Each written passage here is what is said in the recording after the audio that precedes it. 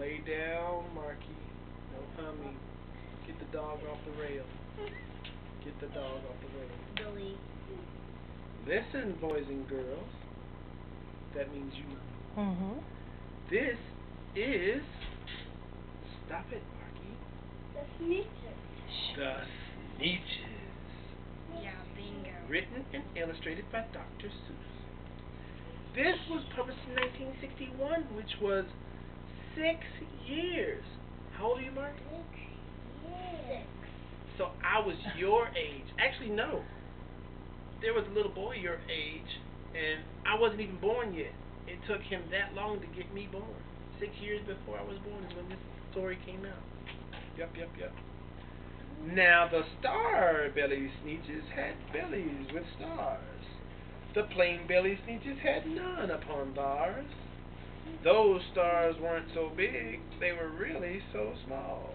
You might think such a thing wouldn't matter at all. But because they had stars, all the star-belly Sneeches would brag, "We're the best kind of Sneech on the beaches." With their snoots in the air, they would sniff, they'd snort. We'll have nothing to do with the plain belly sort, and whenever they met some, they were out walking, they'd hike right past them without even talking. Mommy. When the star-bellied children went out to play ball, could a plain belly get in the game? Not at all. You only could play if your bellies had stars, and the plain-bellied children had none upon theirs.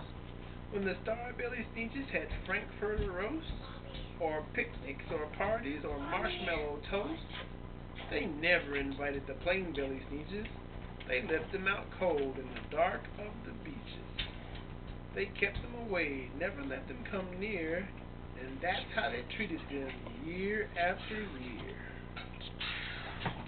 Then one day, it seems, while the plain-bellied Sneeches were moping and doping alone on the beaches, just sitting there wishing their bellies had stars, a stranger zipped up in the strangest of cars. "My friends," he announced in a voice clear and clean, "my name is Sylvester McMonkey McBean, and I've heard of your troubles. I've heard you're unhappy, but I can fix that. I'm the fix-it-up chappie. I've come here to help you. I have what you need, and my prices are low, and I work at great speed, and my work is 100% guaranteed." Then quickly, Sylvester McMonkey McBean put together a very peculiar machine, and he said, "If you want stars like a star-belly Sneech, my friends, you can have them for $3 each. Just pay me your money and hop right aboard." So they clambered inside. Then the big machine roared, and it clonked, and it bonked, and it jerked, and it burked, and it bopped them out. But the thing really worked. When the plain-belly Sneeches popped out, they had stars. They actually did. They had stars upon theirs.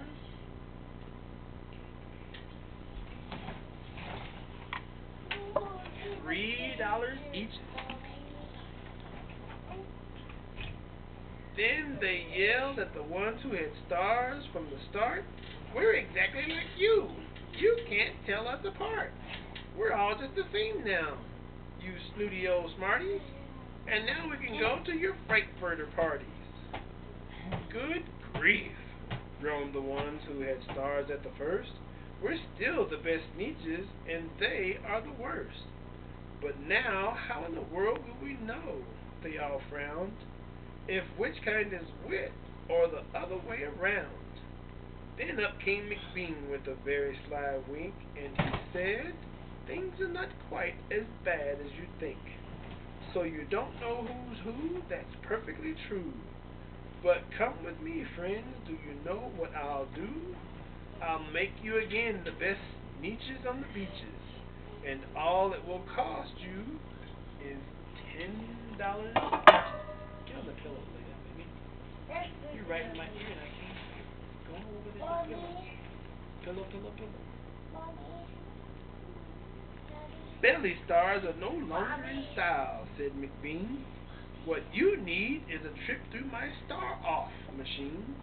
This wondrous contraption will take off your stars, so you won't look like Sneeches who have them on theirs. And that handy machine, working very precisely, removed all the stars from their tummies quite nicely. Then, with snoots in the air, they paraded around, and they opened their beaks, and they let out a shout. We know who is who, now there isn't a doubt. The best kind of Sneeches are Sneeches without. Then, of course, those with stars got all frightfully mad. To be wearing a star now was frightfully bad. Then, of course, old Sylvester McMonkey McBean invited them into his star-off machine. Then, of course, from then on, as you probably guess, things really got into a horrible mess. All the rest of the day, on those wild screaming beaches, the fix-it-up chappie kept fixing up Sneeches. Off again, on again, in again, out again. Through the machines they raced around and about again, changing their stars every minute or two. They kept paying money, they kept running through, until neither the plane nor the starbellies knew whether this one was that one, or that one was this one, or which one was what one, or what one was who. Then, when every last cent of their money was spent, the fix-it-up chappie packed up and he went. And he laughed as he drove in his car up the beach. They never will learn. No, you can't teach a Sneech.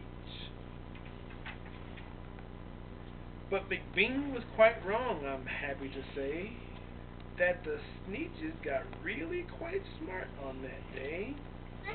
That day they decide that Sneeches are Sneeches and no kind of Sneech is the best on the beaches. All of them are the best. That's right. That day, all the Sneeches forgot about stars and whether they had one or not upon theirs. Check or X. The end.